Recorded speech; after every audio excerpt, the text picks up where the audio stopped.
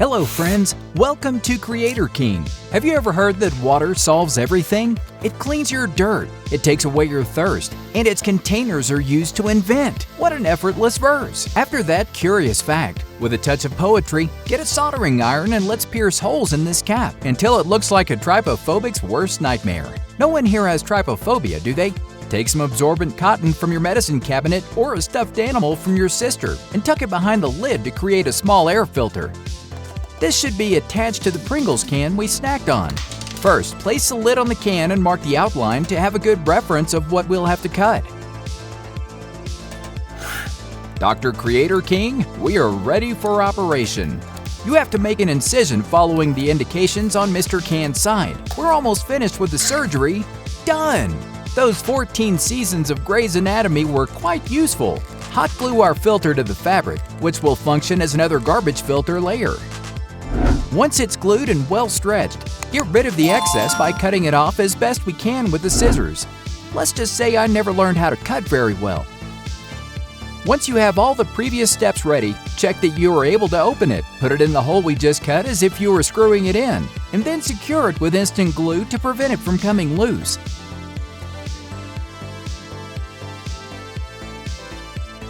Take the last roll of toilet paper in your house to wipe out the inside of the can. Since we don't want our air freshener to smell like Pringles, well, it wouldn't be such a bad idea. Get a small fan, the kind used to cool small computers. Place the fan on the base of the chips can and mark the four corners of the fan so that you have a guide when cutting the piece with our sharp and powerful box cutter. Use a ruler or straight object to make perfectly preliminary cuts, which will make the work easier. In the meantime, let's move on to our casual routine conversation section. I woke up today wanting to know what strange smells you guys like. The question has to do with our invention. I really like the smell of this special clay that hardens, and the smell of gasoline. I know it's weird, but what's weirder is my best friend, for some reason, loves the smell of puppies' noses. I think I got excited about the conversation again. Let's get back to what brought us here. With our box cutter, slice off the top of the water bottle and put it in the opening of the can, so we can mark the exact size we'll need with a permanent marker. You simply have to follow the contour of the can visible through the plastic. Once it's marked, cut off the excess with a pair of scissors and fit it inside the Pringles container. Attach it with super glue combined with a bit of tape in case something happens.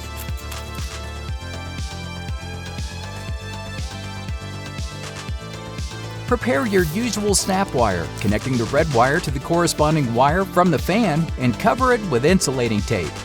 The black wires will go to the switch and the battery connected to the snap. Now you only need to do the routine functionality test to check that the connections are working correctly. Then, join the parts to the structure so that they don't hang all over the place.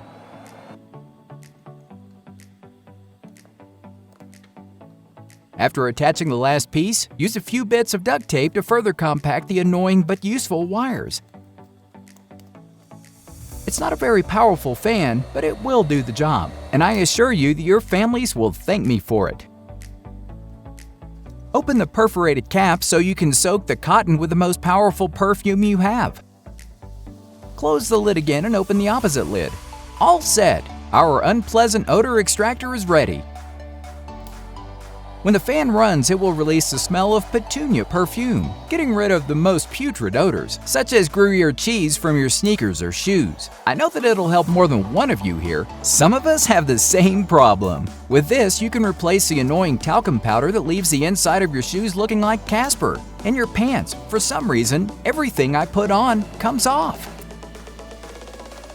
The following invention is sponsored by the most wonderful and delicious soft drink ever created on this planet. Ooh, delicious sugary elixir!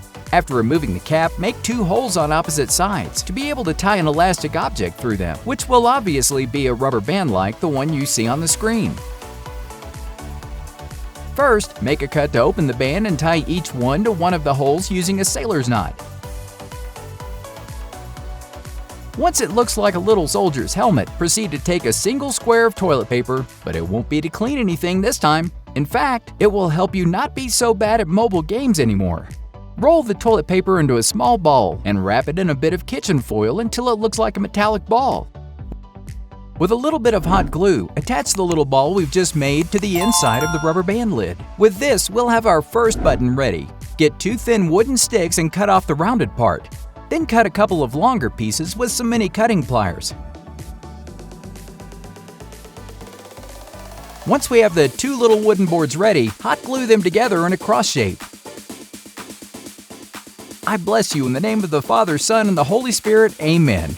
The blessing is for the little cross. Apply a few drops of hot glue on 2 ends of the cross to attach another elastic strip that will help us hold the buttons where we need them.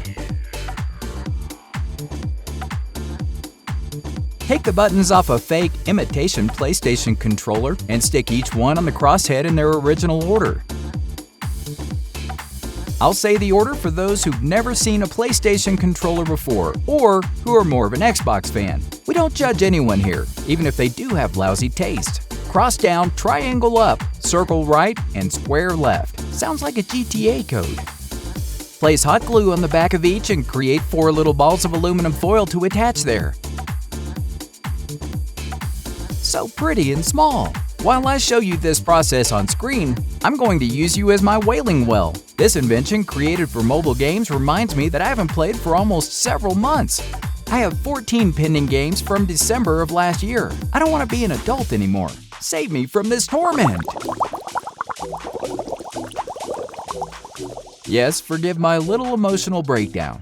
Let's take out our phone to test the invention with a few games of Fortnite. I'll watch from here. I have to work. It looks like it performs pretty well. I'm sure with this, you'll at least be able to eliminate a bot and not be the worst in the game. Well, GG. That's how you say it, right?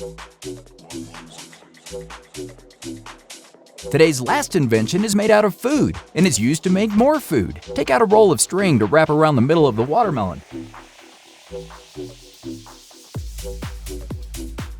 Tie it in a super tight knot, like what happens to your headphones when you put them in your pocket. Then stick a giant toothpick in there, which will tighten the string as you twist. Since I don't even trust my own shadow, we'll use a couple of pieces of tape to prevent it from moving even a millimeter. Good, that should do it.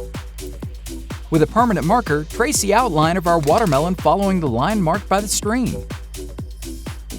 With our guide done, the next step will be to remove everything from your fruit and split your tangerine into pieces. Or would it be your watermelon into wedges? Well, the point is that we're going to cut it along the line. Oof, I'm having a hard time slicing it. This watermelon is harder than a vegetable. I could eat all the pulp from this fruit, but I already had breakfast. I also identify as an extreme carnivore, so I prefer to finish this invention quickly to be able to grill some sausages. Well, I'll save it for later. While I finish emptying all this watermelon, tell me, what's your favorite fruit? My favorites are oranges, tangerines, also mangoes, but I barely eat them because, as I mentioned before, I'm more into carnivorous foods. Now that all that's left is the tough, well-washed shell from both halves, we can start with the exciting part. Well, I'm excited to eat. I don't know about you. With a good piece of aluminum foil, cover one of the inside halves to support the scorching heat of our charcoal. Place a couple of pieces of this charred wood in the aluminum shell and get a lot of sticks to assemble the grill.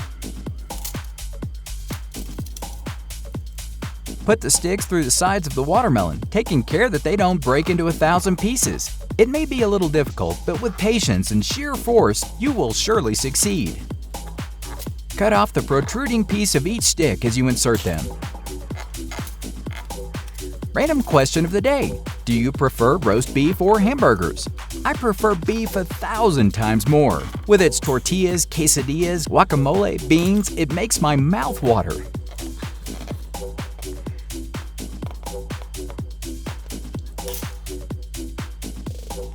Insert 2 more of these super sticks through the grill all the way to the bottom. Cut off the extra at the top with a pair of pliers and place the other half of the watermelon rind on as a lid.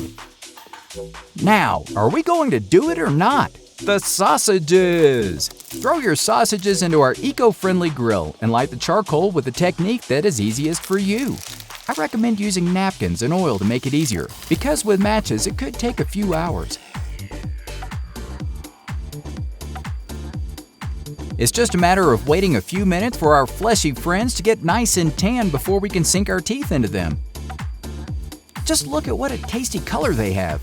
Julio, Kevin, come and eat one of my sausages. They're delicious. Thanks for watching our inventions made out of household items today. Follow my channel if you'd like to learn more about making simple yet incredible inventions. Also, click on the link to see more videos about my amazing inventions. Click on the link to subscribe to my channel so that you don't miss any of my videos. Thank you so much for watching this tutorial.